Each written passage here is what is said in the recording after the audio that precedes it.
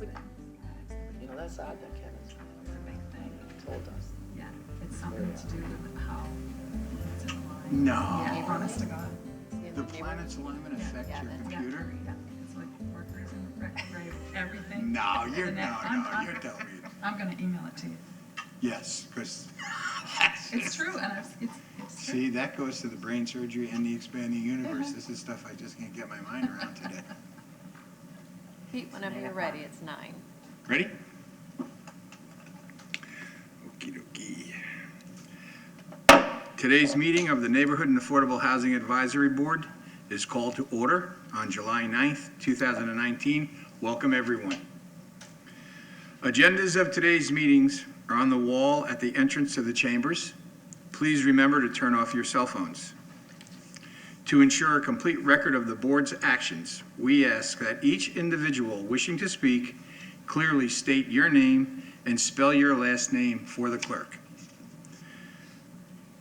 I will ask the board members to introduce themselves in a moment, but I would first like to recognize that we have a new board member with us today.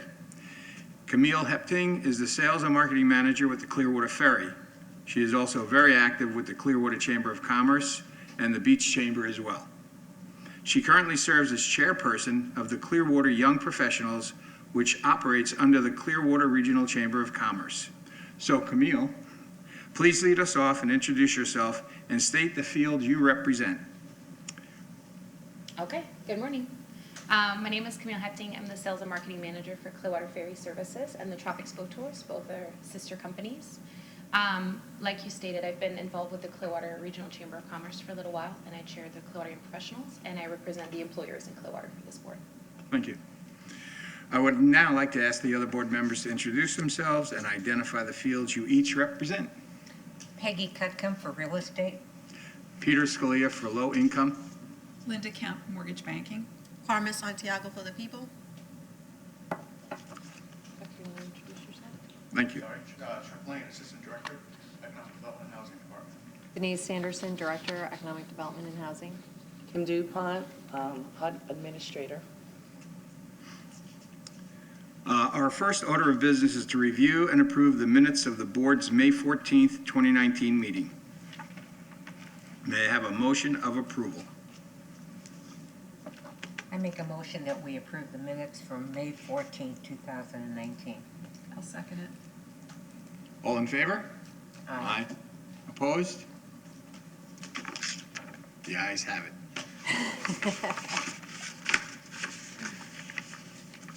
If there's anyone here to speak to items not on today's agenda? No? If not, please step up to the podium and state your name, spell your name for the record. You have 3 minutes to speak on a subject that is not on today's agenda.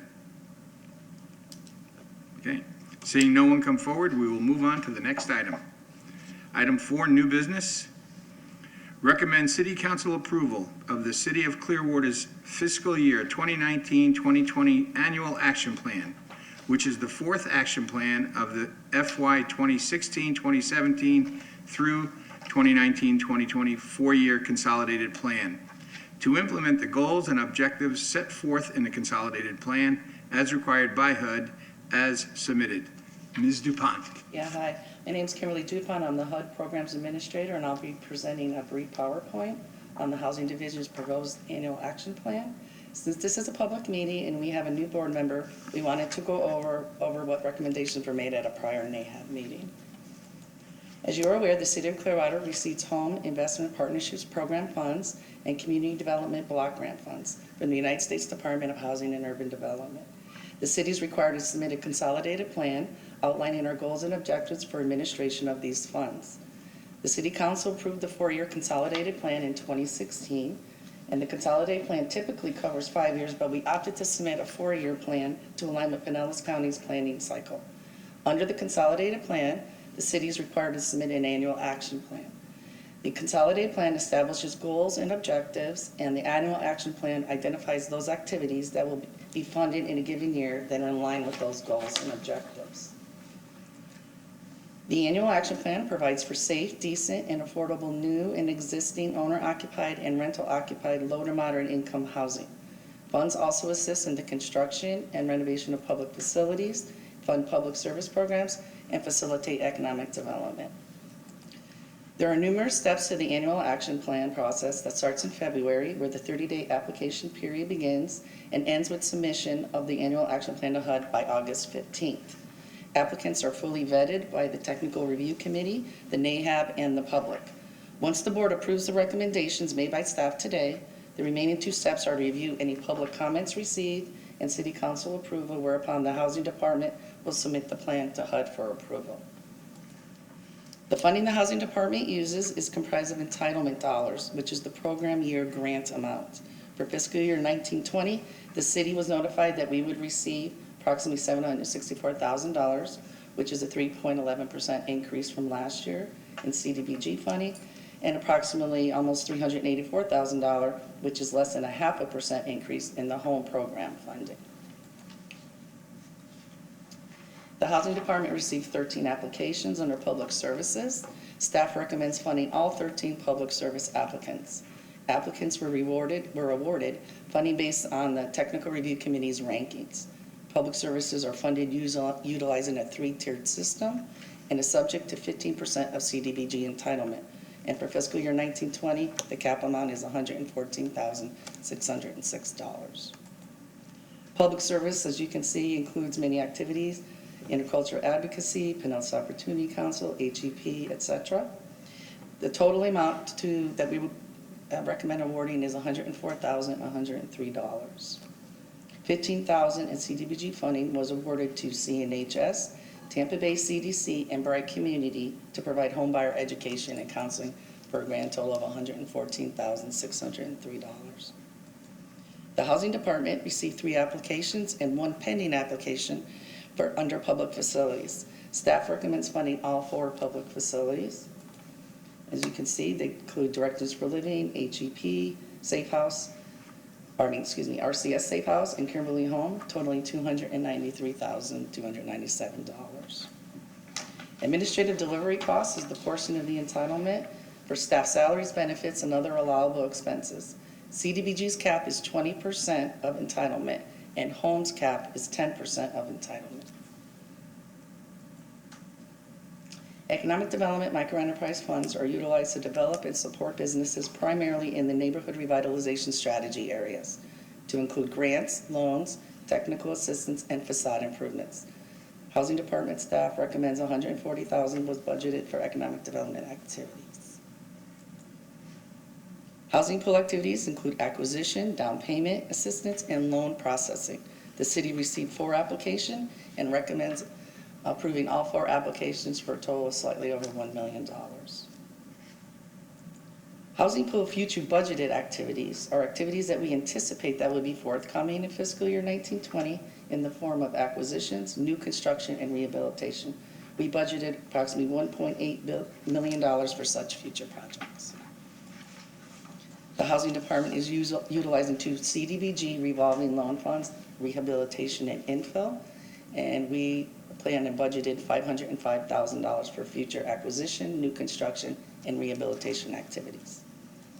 And lastly, requirements of the home program state that 15% of the entitlement received must be set aside for community housing development organizations. They're commonly known as a CHODO. A CHODO is certified on a per project basis, and while HUD has suspended the requirement for fiscal year 1920, the Housing Division has set aside $57,597 if a project were to come to fruition. Do you have any questions? I do, Kim. Just one, on the 1.8 million that we have, how many number of units? That was all for housing, right? It's all for housing, yes. I can go to my... Is there an estimate number Yes. of units? Can I go to my... Sure, yeah, please.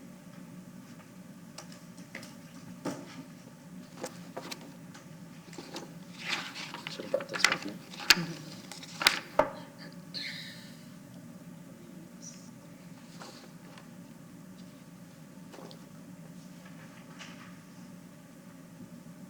The approximately,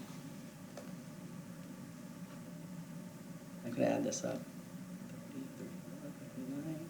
approximately 48 units. And then we're projecting, hopefully we'll have Right, this and then there'll be next 8 year, for the right? miracles that we know Right, of, right. So, and 2 for CNHS. okay, And then 1 for the children. so we're almost at 60 units. That's That pretty includes good. a wide range of activities. Yes. Well, That's we have pretty good. multifamily land acquisition, multifamily rehab, multifamily new construction, owner-occupied new construction, owner-occupied land acquisition, and yes, those take care. And then, of course, the revolving loans. I'd say that's a pretty good accomplishment. I mean, you've got almost 60 units going on out there. That's a great job. Thank you. Can never be enough, though. No, but still, what a big, strong headway we're making. We leverage, Pete, about, typically about 8 to 1, private to public investment. Obviously, we'd like to see even more. But do what you Hey, can. progress is being made. That's the important thing. That's all I had. Anybody else have any other questions for Kim? Thanks, Kimberly. Yeah. May I have a motion to approve the plan? All right, I make a motion to approve the City Council of the Clearwater's FY 2019-2020 Annual Action Plan. And could I have a second? I'll second it. Camille, second. All in favor? Aye. Opposed? The ayes have it. Motion carried unanimously. Does the board have any old or new business to discuss? Camille, you want to bring anything new in here?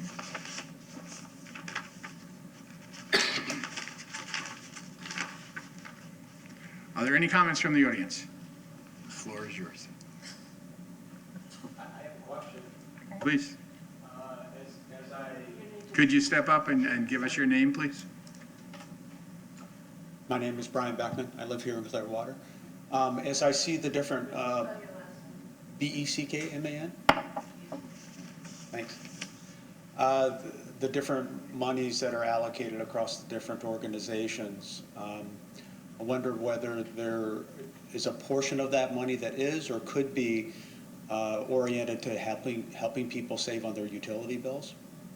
I don't know if that's something that is automatically part of that plan, or if it's not, if organizations that want to help people lower their energy bills, like through energy efficiencies, of whether that is something that those monies can help them, whether it's the organizations that provide the services, or whether it's the individual renters or homeowners, or whether there's things that can be done to help them realize long-lasting savings year over year through energy efficiencies, for instance. So I don't know if that's part of what those services might be. So, first of all, the monies we use, we deal with the end user, the homeowner or the tenant, very seldom. We deal with these folks mostly through our partners. Okay, so that's how, when we deal directly with the community, the people, it's through a down payment assistance program, through a home rehabilitation program. Otherwise, we're generally working through partners.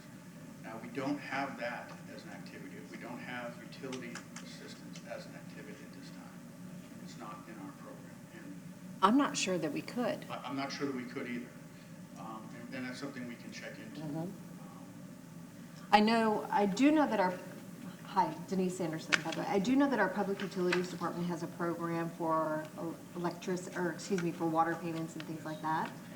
So that is a program available. And in Pinellas County, PACE legislation passed last year. It's currently passed for commercial users. And what it is but residential users, the residential program is sort of hanging out there. They're working through some details. But what the PACE legislation does is it allows for the investment of energy efficiency programs and services. So it could be solar, it could be windows, it could be AC, a number of different things, water saving devices, et cetera. And then the cost of that investment is transferred to the homeowner through property tax increases over time. There has been some information that should it be approved in Pinellas County for residential users, that it will not be an allowable use of funds for us. So what I mean by that is a homeowner who pursues PACE legislation or PACE funding would not be able to piggyback off of that with rehab dollars, if you will. So what I would love to see but cannot do is to be able to rehabilitate someone's home and then use PACE money to pay for some of those very expensive items so that we can fully bring that home up to code while making energy efficiency improvements. Unfortunately, we've been informed that we cannot do that. We cannot have an encumbrance on that home, such as PACE, while bringing in federal dollars. So I'm not quite sure, I know I'm not really answering your questions. There are things out there, but it does get tricky once we get into sort of this regulatory environment. Yeah, I think you hit on one specific example there from a rehab standpoint. So when I think of rehabbing, there's a whole bunch of things that could be done on someone's home. But to make something that's long-lasting, where they could cut their energy bill in half, for instance, and save themselves money, it would be great if some of that rehab money could be helping them in that vein. So I don't know, I'm familiar with the PACE program, familiar with Solar Energy Loan Fund and other opportunities that are available. What I wasn't sure about whether for example, the rehab portion might be able to help somebody that way. Yeah, I think we of course try to find opportunities for energy efficiencies. Our first obligation is that the house is code compliant. And so very often that's what we're addressing first. So that could mean roof and windows, it usually does. And then there's interior improvements that typically follow. And it could be an ADA issue where we're making an ADA bathroom or ramps or other improvements to a home as well. So some of those things trump other opportunities. Something else I'd like to add, if I could, utility assistance, you can liken it to rental assistance, and it's just an expenditure. We have limited funding, and as Denise mentioned earlier, we use that funding to leverage other funds, and our funds are generally given in the form of loans. So that money goes out, it comes back in. We're able to use the same dollar over and over again to help different people. So with a direct expenditure like rental assistance or utility assistance, that money is a one-time shot. So we try to focus on loans and trying to have that money come in and out over and over again, as many people as we can. What I do think would be interesting though is if a nonprofit came forward through our application process for public services, and that's, if they were focused on energy efficiency improvements as a nonprofit organization, we could certainly help fund that organization, providing salary, benefits, kind of expenses to, like we have for the number of folks, public services that you saw on that list. We just simply have not had a not-for-profit come forward requesting that kind of thing. Yeah, I'll investigate that further. I volunteer with the Sierra Club, and I lead renewable energy programs throughout the county. One of the things that we've done with Sierra is work with YMCA in St. Petersburg, donating light bulbs, about $3,000 worth of light bulbs. It'll save them about $10,000 a year in their electricity bill. So I look at the list of nonprofits that are providing services that I saw in the presentation earlier. That's an opportunity for Sierra to help those organizations out to save on their regular expenditures. But I hadn't thought about or hadn't pursued the way to help individual renters or homeowners. So yeah, I'll have to investigate that further. Well, phone meeting, I'll be happy to give my contact information. Sure. Okay, thank you. Thank you. Thank you. Ms. Delane, do you have anything to report? Yeah, a couple things. Oh, is this woman wanted to? Oh, I'm sorry. Oh, I'm so sorry. I apologize. I'm Kathleen Beckman, Brian's better half. I just have kind of a foundational question. What is your working definition of affordable housing in Clearwater? How would you define what affordable housing is? So when we're talking about a variety of affordable housing for our residents, what are the parameters? What does that mean? So we have to work through HUD's definition. Even the state funding source and the county money, it's based on how HUD defines it. Okay. HUD identifies area median income, okay, and that's the Tampa, Clearwater, St. Pete area. Okay, So, and what we do is our funding sources are based on a percentage of area median income. Most of our funding sources, we have to restrict it to people at 80% or below of area median income. okay. Um, And so if I understand when I've looked up some stats on Clearwater, our median income is like 44,000? Is it based on something like that, or it's a larger geographical region? There's different resources that'll give you different amounts. But what I have here is the posted limits. Now, it's based on, it's household income. Okay, So it's based on how many people you have in your home. mm-hmm, So when we generally speak of it, we talk about a family of four. So a family of four, 80% of area median income is 53.5. Three people, 48,150. Two people, 42.8. A single person is 37,450. So those are the limits that we're bound with at this point. okay. And that's their net income, right? That's total household income. Total household Gross income, okay. And we have the state funds that we get, SHIP, State Housing Mhm, Initiative yep. Program, that allows us to go up to 120%. It's a higher bracket that we can work with them. But our state money, unfortunately, is reducing because of our legislative decisions. Okay, thanks. Thank you. Great question. Thank you. Mr. Lane? A couple things. Want to welcome our new board member. We met yesterday. She's very excited. I think she'll bring a new perspective and energy to what I think is already a fantastic board. So I want to thank you all for that. We just recently foreclosed on a site in North Greenwood. It's about 0.36 acres. We're going to put it right on North MLK, kind of catty corner from Cherry Harris Park. We're working on an RFP, going to get that out on the street for a multifamily project. So I just want to let you all know about that. We have a handful of developers that have shown interest in it, so it's really a good timing to put that out on the street. Probably get it out in August. It requires council approval because it's city-owned land at this time. There's a couple of other multifamily projects we're working on. They're kind of in the preliminary stages, so they're not really for public consumption yet, but I think there's some exciting opportunities coming our way. The two tax credit projects that we have under construction, Madison Point, Woodlawn Trail, both are still scheduled to lease up in August. So that's 160 units that will be immediately available later this year, and those are 100% affordable projects. And those income levels are at 60% and below. So 90% of those units are at 60% and below, and there's a 10% set aside for 30% of AMI and below. We are making some changes to our down payment assistance program.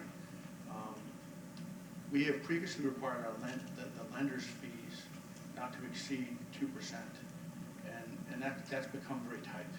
So what we've done is we've changed that to a maximum of 4%. That's consistent with the county and with what Largo's doing at this time. If any board members have any comments on anything I'm saying, please feel free. We're changing, HUD has made some changes with their home rule. So what we're doing with our loan amount is, we used to give across the board a $20,000 DPA as long as they qualified. Now we're doing an assessment as to really what the need is.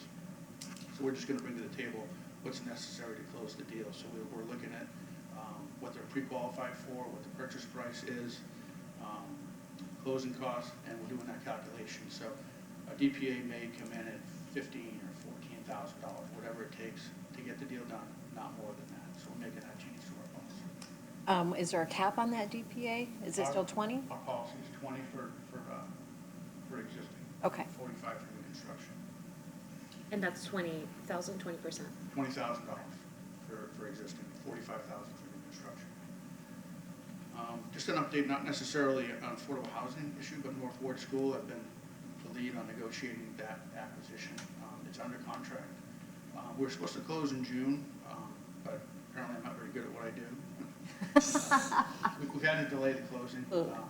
North Ward was acquired with various deeds over the last 100 years. And when you deal with old deeds, you deal with title, you deal with legal descriptions that really don't pass muster.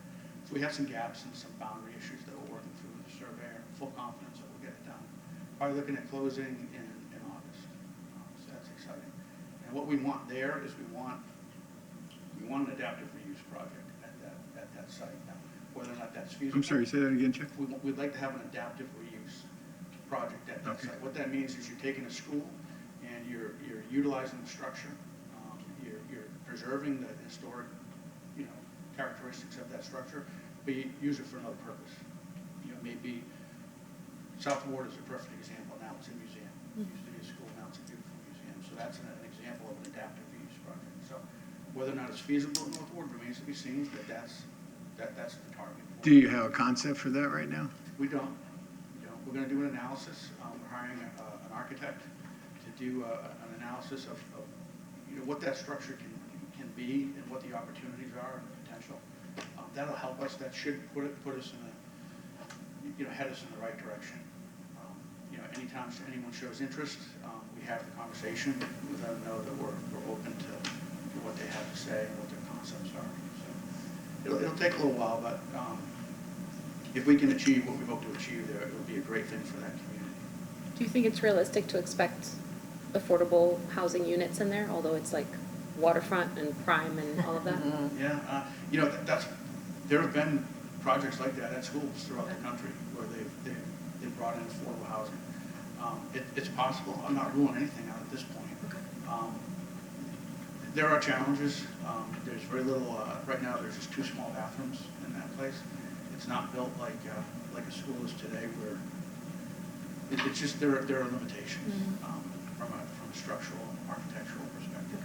So, but yeah, I'd certainly be open to that if a developer came with that concept. Let's see. Right now, our director Denise is working on a joint review committee for Penny 4. Penny 4 has a set aside that over the next 10 years will generate about $160 million to be distributed equally between economic development projects and affordable housing projects. So Denise is sitting on the joint review committee to identify and figure out the rules on how we distribute those funds. If you want to add anything to that, Denise. Yeah, so the committee was seated in February. We began our work I believe, in March, April timeframe. We have to complete it. It was initially slated for completion in August. That's been pushed a little bit. We'll complete our work in probably early October. The recommendations that the committee is making will go to the Board of County Commissioners on November the 12th. As Chuck said, this is approximately $160 million over 10 years. On the affordable housing side, approximately $80 million. The limitations to that per statute is that it can be used only for land acquisition, and the land must remain in government ownership or in the trustee of the government. So in this case, for affordable housing, that trustee is a housing finance authority. Many of you may know Catherine Driver. The rules under which she'll be able to utilize those funds is what we'll be focusing on. And recently, SB Friedman and HDR are consultants that the Pinellas County Economic Development, Pinellas County hired to do a housing study. And so in November, I'd like to bring forward to NAHAB that study. I may be able to get it out to you in advance so you can review it, but I'll bring it forward and we'll put it in context. Right now, the same consultants are also doing the economic development component of the study. And then together, those 2 studies will inform the Joint Review Committee in its rulemaking and guidelines. So I'm very excited to see the outcome of the study in its entirety. The housing information was pretty terrific in that they're looking at the age of home, the type of home, size, et cetera. They're looking at income barriers, a whole host of things, alignment with transit corridors. But they also looked at the region as well. At what point are people leaving our community to go to the suburbs north or east of us or south of us to be able to afford a larger home, as an example? And what does that do to, well, traffic, obviously, but what does that do perhaps for our best and brightest employees? Are we losing those to other counties? That's some of the information I expect will come from the economic development study. So in November, I'll bring that forward. I don't want to get too far ahead of Board of County Commissioners, but by the time we have our November or December meeting, should we cancel November for some reason, the Board of County Commissioners will either have in their possession or will have voted on those guidelines, so bring it forward at that time. And as for our next meeting, it doesn't appear we'll need a meeting in August, and perhaps not in September either, but if any significant projects come up where we're seeking board's feedback, we'll schedule. But we'll let you know, certainly officially, within the next couple of weeks, within the next 2 weeks on the next meeting, whether or not we're going to have that, so we'll keep you posted on that. That's all I have. Thank you, Chair. Chuck, may I add one thing that just came to my mind? Can we talk about Yo Mama's Foods? Mostly in that we weren't able to help them, and why? This sort of catch-22 we find ourselves in? I don't know if any of you have heard of Yo Mama's. It's a very young company. They produce and distribute pasta sauce, various flavors of pasta sauce, and it's excellent. I've had it. So they came to us and through the economic development window that we have, and we're asking about where we can provide assistance. And on the ED side, we're very limited. But what they were doing, they were looking to buy, I guess, a distribution site, really headquarters site in North Greenwood, right on Eldridge Street. So in North Greenwood, we have a pocket of IRT zone land, it's industrial research technology, which is suitable for that kind of project. And from an ED perspective, IRT land is very valuable because it creates jobs. So they came in and they were seeking our assistance. From an ED perspective, it was really very difficult for us to do. But them setting up shop in North Greenwood in one of our NRSA's, neighborhood revitalization strategy areas, now it opened up the window, okay, we might be able to use CDBG money. So we looked into helping them with acquisition. And the problem with that was with CDBG money for this type of project, we need to do a phase 1 environmental analysis. Their bank wasn't requiring them to do a phase 1. So when it comes to some simple real estate stuff, you don't find out what's in the dirt unless you have to, particularly before foreclosure on a piece of property, because that can cause problems. So they opted to go ahead and close without our assistance. And now we're looking to help them on the back end with a facade loan, which will require also a phase 1 environmental analysis. But now that they've closed on the property, it won't interrupt their financing in order to buy that piece they already own and clear. So it's really exciting. It's a young company. They're going to hire folks within that community. They're very community focused. I think it's a great thing for that neighborhood. So it's very, very exciting. Yeah, I think that one of the challenges, there's many, but one of the challenges we had, and Kim, you speak to this from a regulatory perspective, is, so we've got industrial land, and most industrial land, particularly old industrial land, is dirty, right? It has something on it. This happens to sit right alongside railroad tracks, which are notoriously bad, and yet we cannot use federal money to help acquire that site. We're restricted from doing so when we know that it's dirty. So the very thing we hope to accomplish in that community, revitalization of industrial property so that we can create jobs for folks in that community, that kind of thing, we're restricted from doing so with our federal dollars. And of course, our state dollars aren't utilized for that. So it's this vicious cycle. We do have some brownfield money that we may be able to put toward this project to help clean up some of the dirt, if you will. There's likely asbestos in the building and things like that too. So we may be able to provide some support from another pot of money altogether. But in moving through the steps with this project, we ran into this brick wall, if you will, of environmental concern that potentially could have really damaged this deal. And so unfortunately, this young company, they started business on Mother's Day in 2017. They currently distribute to 1,700 stores nationwide, and they're one of Amazon's preferred vendors. YoMamasFood.com, by the way. If it's not in your mama's kitchen, it's not in the jar. YO Mama's Food. Terrific little company. We have very high hopes for what they're doing going forward. And the acquisition of this site will help leverage additional activity for them, additional sales. What they have done to date is they use 3 co-packing facilities in Tarpon Springs and Clearwater to produce their sauces and salad dressings now, and ship directly from those locations, but for their Amazon fulfillments. Those come to them, and then they repackage those for Amazon fulfillments. It has really impacted their freight costs, so in pursuing this now warehouse, they'll be able to bring all product in and distribute directly from there to all 1,700 locations nationwide. So it will reduce their freight. Eventually, they hope to bring production into that facility as well, creating even more jobs. So the CEO, David Habib, is intently focused on smart growth for this business. I was very impressed with his business plan. So we have a lot of hopes for that. But I think what impressed me most is when I met him, he and his partners in this, employees, had been at RCS serving food the weekend before. So you know, they are definitely in this community and they want to support it. So we'd like to be able to do all that we can, but we just run into very real issues regarding regulations. Denise, can I ask you a question on that IRT land? Yes. If I understood you right, if that was privately owned, let me pose it this way. If a private developer was to buy that land and put something on there like a VOTEC school, is that something that could be done and you could avoid having to worry about dirty land? You never have to address dirty land unless your unless your lender is requiring it, or unless the EPA or DEP is requiring it. So you've got tanks in the ground, things like that, right? If you're, Right.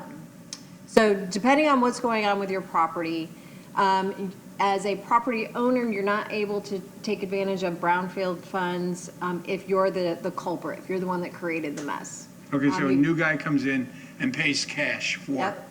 enough land to put a VOTEC school on. I don't know that a VOTEC is, depending on what it is, might require institutional zonings, which is different than industrial, although when you get into some of these trades, I'm not sure how our code looks at those. It's possible. I'd have to. Okay. But the same restrictions apply regarding use of federal funds if an environmental concern is there. So Kim has to go through and do an environmental review record, and if something flags, that it requires a phase 1 or phase 2 or cleanup. You know, phase 1 is basically a title search, phase 2 is borings to test, and then there's cleanup. If those things are required, any of those things is going to restrict our ability to use federal funds to support a project. Okay, Until it's all remediated. okay. I got a question too. This has been, I've been thinking about this for quite a bit. There was a piece of land on MLK, right down the street from Rita's. It's on the right-hand side. It's sitting vacant for years now, and I know that was dirty land because I think it was a motor oil company or something that was in that position, so Brownfields has been trying to clean that up. I just wonder if there's anything else that can be done with that land. Are you referring to the former Clearwater auto salvage place? Probably. Yeah. That's the one that they put that banner to make it look nicer. Yeah. Chuck, do you want to speak to that? Yeah, that's clean. Okay. We put brownfield money into that. We got an SRCO, which is a site rehabilitation completion order. Okay. It's clean. It's a clean bill of health. Right now, we're working on putting out, the CRA is working on putting out an RFP for housing on that site. Okay. Hopefully a project that gets very close to maximum density. So maximum density at that site is 35 units an acre. It's 3+ acres. We're looking at 150, 160 potential units with a mix of income, workforce, affordable, low income, the whole gamut. And that's with the density boost, Chuck? I don't know that they'll need the density boost. I think they're hovering just under what's entitled with zoning. We're also looking at, I think the CRA is interested in assisting the project to the point where they can put in structured parking. Because when you get to that level of density on any development site, you can't do it without structured parking. You can't have surface parking at 35 units an acre. It just doesn't make sense. So it's something that between maybe some minor funding that we can bring through housing and CRA, And also the county land trust, I think, is interested. It's something we're very excited about. I think it's a very real possibility that we could have a commitment on that site within the next 6 months. So if I'm not mistaken, it's the site we're talking about, it's kind of catty corner from the NOAA. Vacant, and you said, yes, it had the banner on it.